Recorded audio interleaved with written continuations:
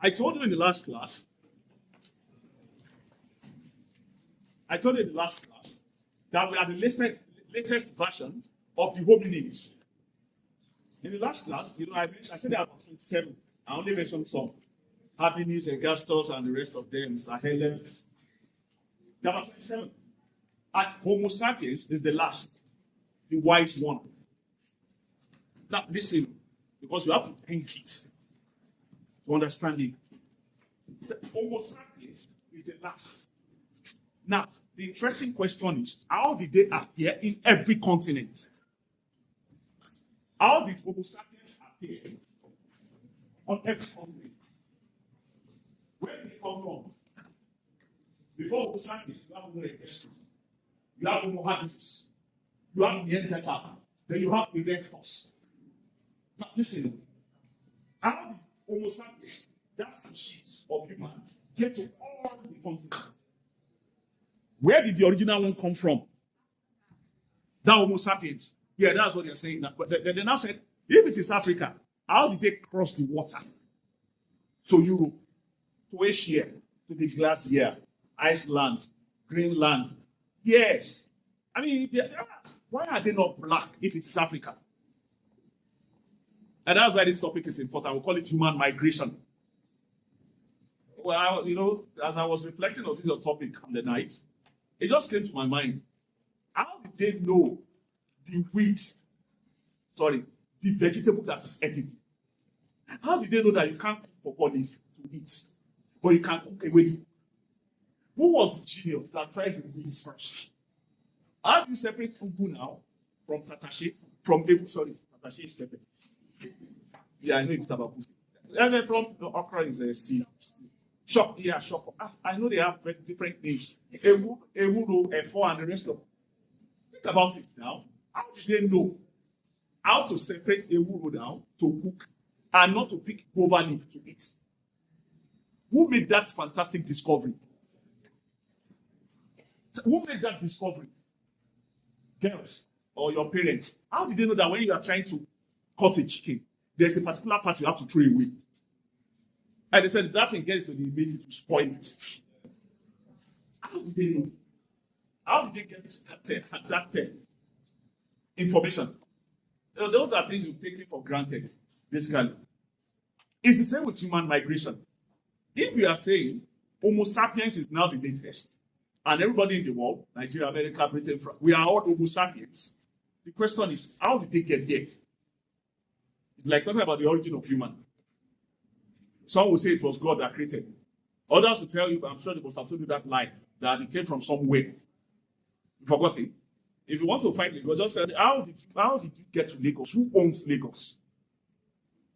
Are you telling me when God created the earth, he just dropped it in Lagos? And then I said they came from somewhere. Oh, that means we are all migrants. But again, they change that story to that of that Spider-Man's theory. You to a tiny rope, then one guy coming down, then from Ile-Ife, then you not get the world. As historians, I know we are historians of studies. We are always interested in the origin of everything.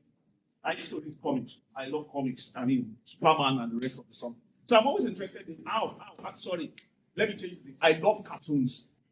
Not your usual cartoons. Not Batty. What do they call that? In fact, my favorite cartoon in the world today is still Tom and Jerry. I don't know what you are missing. Not the modern one. I'm talking about the original. The original Tom and Jerry is very violent. Tom and Jerry, exactly. Now, it might sound funny to you, but it was that Tom and Jerry. In fact, Tom and Jerry introduced me to classicals. All those people, Ben's Back and the rest of them. Now, whenever I'm watching Tom and Jerry, I'm always analyzing who is to be blamed. Is it the rat or the cat? I'm always ascribing blame.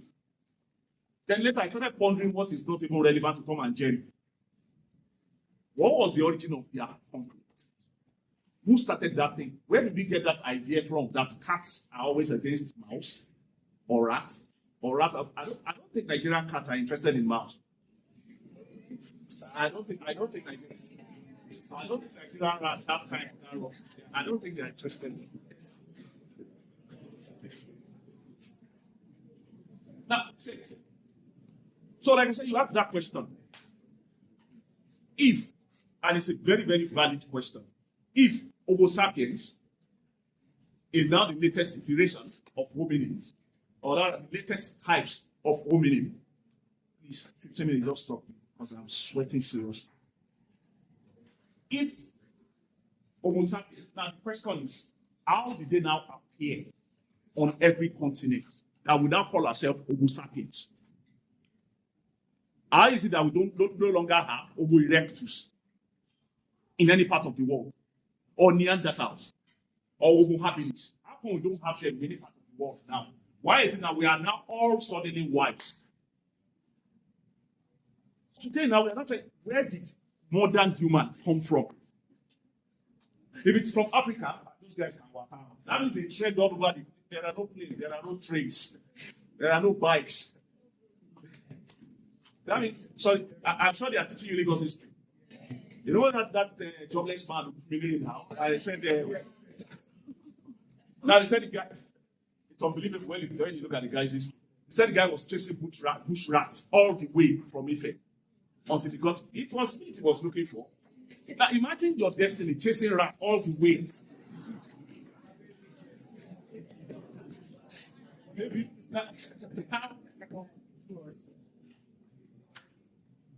so it is the same with human. People are not in doubt. It's not an issue that we are all Homo sapiens. But the problem now is the origin of sapientia. Where did they come from?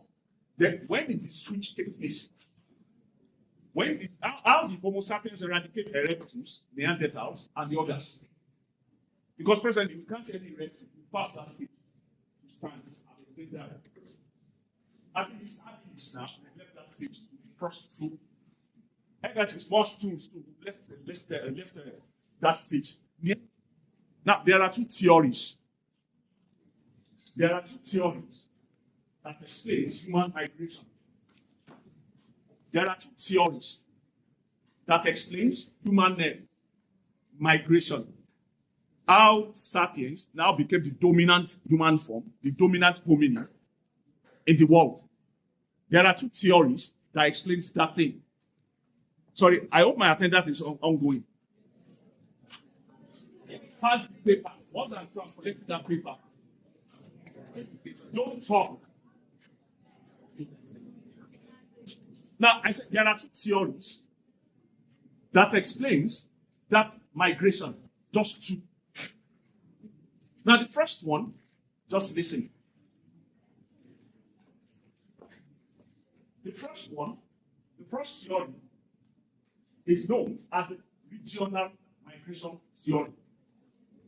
Regional migration theory. Regional migration theory. The first one is known as the regional migration theory, while the second one, which is the one you've mentioned already, is known as the out of Africa theory. Out of Africa theory, or they call it again African Eve theory. Out of African theory, Eve is the mother of everybody. That's why it's an African Eve theory. Out of African theory, or African Eve theory, that those two theories explains human migration. While you have Homo sapiens all over the world at the same time. That is, you don't have Homo sapiens in Nigeria, then you now have Homo erectus in Britain. Then you now have Homo erectus in America. Those, in fact, let me shock you. 99% we are all the same. 99% about everything we are all the same. 99% genetically. We're only different by some 1% or thereabout. And that's why your fingerprints are different. But 99.9% we are the same. Whether you are tall, you are short, we are fair, you are all the same. People that have light skin color is due to that adaptability, not evolution. Swimming in Nigeria, swimmers, good swimmers. You don't find them here in the hinterland of Yoruba land. Get those guys in the Niger Delta. Because of water. When you have water, now that means you practice more. Compared to when you don't have water. So you get runners. Good. Where do you get good runners in Nigeria? Not middle belt. Those ones they love yam. Yam makes them heavy. I think you have good runners. You have good runners in Japan. That's how you pass southwest, southeast. You understand logically now, where you have lion, tigers, and the rest of them, you develop that ability to be able to run faster. So today now, Kenya, they are good with endurance. Endurance is you can run for a prolonged period of time. They are always winning. Marathon. Jamaicans are good with sprints. I'm sure you must have heard of that guy who's in both. That's adaptability. The environment that you are in, but then we are now good at doing that thing in that environment. Can I continue? So we said 2 theories. Just 2 theories. Now the first one is regional migration theory. Now according to that theory, Homo sapiens appeared spontaneously in every region. Homo sapiens appeared spontaneously in every region. That is, they took over from the other sapiens, from the other homos. It was like a switch. The thing was, when they switch on lights, you all get it at the same time. When electricity is down, when they switch on that thing, remember, the thing comes up in your ear at the same time. Regional migration animals, that's it. It's of course that sapiens appear spontaneously in all the regions. That they appeared spontaneously in all the regions. That's the first theory. So in other words, that means Homo sapiens took over from habits, from hereditors and the others.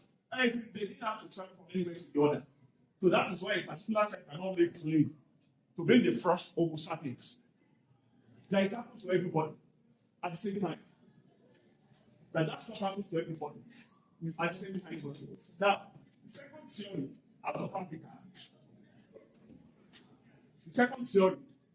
out of Africa simply states that the first Homo sapiens emerged from Africa. The first Homo sapiens came out of Africa. And they now migrated to different parts of the world. That's why we call it the African Eve. That's the mother of all sapiens. That the first, yes.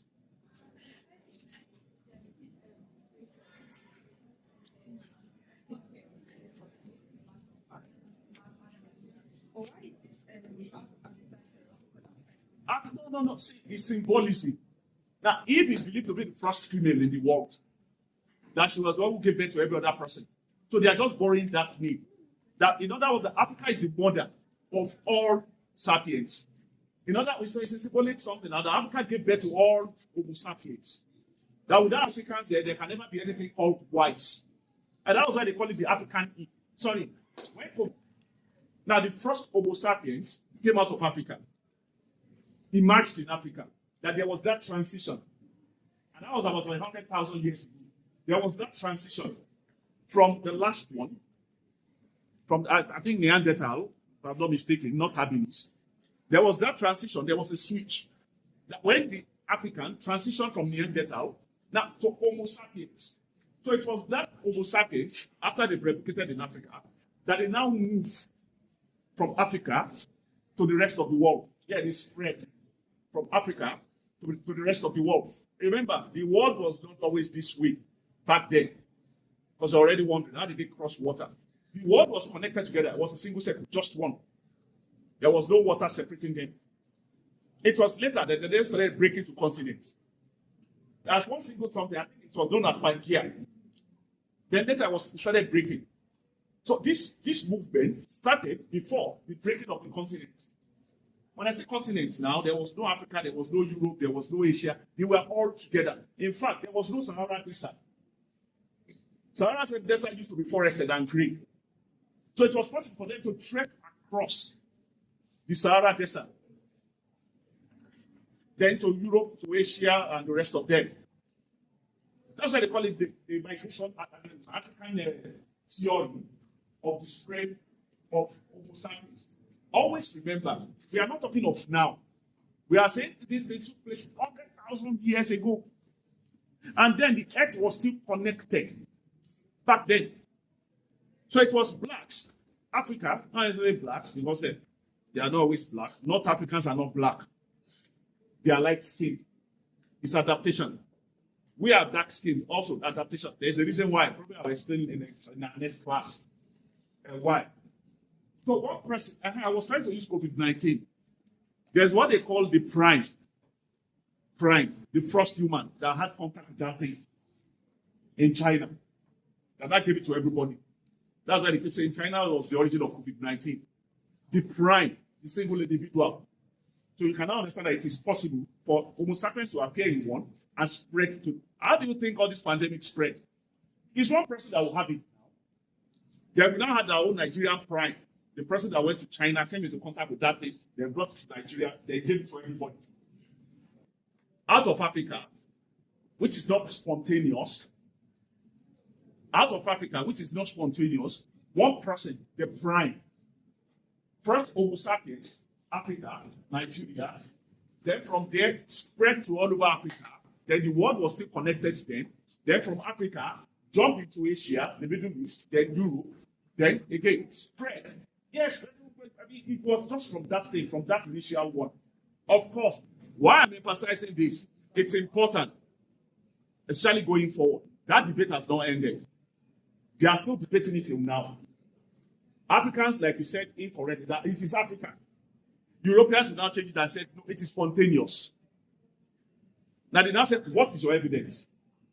So as we speak, as of this morning, they are still gathering fossils to prove their points. They are still gathering Homo sapiens fossils, bones now, to prove their points. Before they said they discovered one in Asia, and they said Asia was not alone. And again, we discovered a further one in Africa. So we are still taking the lead. But they are still digging for more bones. Once they've seen another ancient bone, the older the bone, the better. The newer the bone is recent. So the older the bones now, they take the lead. That is what you've done when you are carrying up. They are teaching archaeology. Okay, next semester, you understand better. So every continent, every country in the world, especially the world, they are still digging, looking for that bone to create the ultimate tribes. Maybe we should now say Africa get back to Homo sapiens intelligence, and they've taken it away back to their country. So when you're answering this question in exam, that's the same way you answer it. It is not conclusive. And it's debatable. So it's either from Africa or it's either from the rest of the world. But for the rest of the world, it's spontaneous. So you have a nice day.